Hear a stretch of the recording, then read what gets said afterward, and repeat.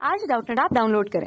Doubtnut पर अपने सभी गणित, रसायन विज्ञान, भौतिक विज्ञान और जीव विज्ञान के डाउट्स का करो सफाया।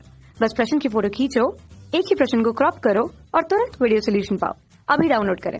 प्रश्न दिया है पोटेशियम का एक आइसोटोप जिसका यहाँ पे परमाणु क्रमांक 19, द्रव्यमान संख्या 40 है की अर्ध आयु 1.4 × 10⁻9 वर्ष है तथा यह आर्गन 18 40 में क्षय होता है तो जो कि स्थायी होता है।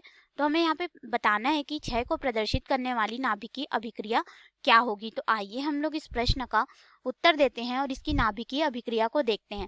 तो देखिए हमें यहाँ पे तत्व दिया गया है पोटेशियम जिसका परमाणु क्रमांक 19 है, द्रव्यमान संख्या 40 है।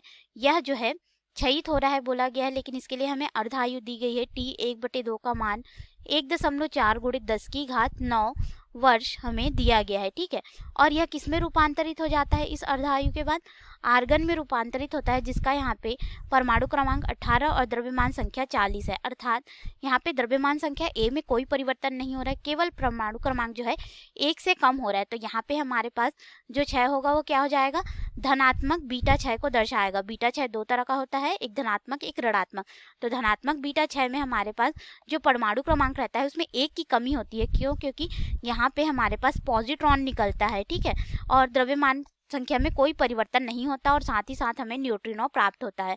तो इस अभिक्रिया को हम लोग यहाँ पे लिखते हैं। तो देखिए हमारे पास है पोटेशियम 19 40 जो कि क्षयित होता है, ये रेडियो सक्रिय तत्व है। अब ये स्थायी नाभिक में परिवर्तित होता है आर्गन के रूप में, लेकिन किस तरह से? धनात्मक बीटा क्षय के माध्यम से। ठीक है, तो इसका परमाणु क्रमांक जो है 18 हो जाता है, द्रव्यमान संख्या 40 होती है।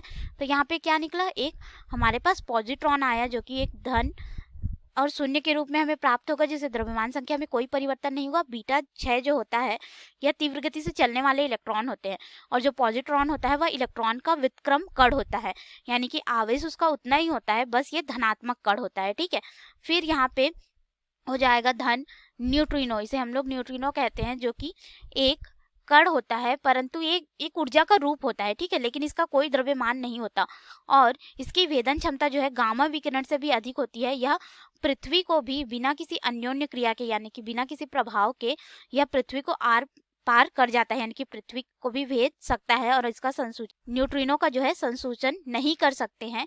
इसका संसूचन हमारे लिए बहुत कठिन हो जाता है क्योंकि यह एक आवेश रहित कण होता है और साथ ही साथ ऊर्जा का रूप है और ये बहुत तीव्र गति से चलते हैं। तो ये रहा हमारा समीकरण जो कि हमें ज्ञात करने के लिए बोला गया था, यह किस रूप में क्षय होगा। धन्यवाद।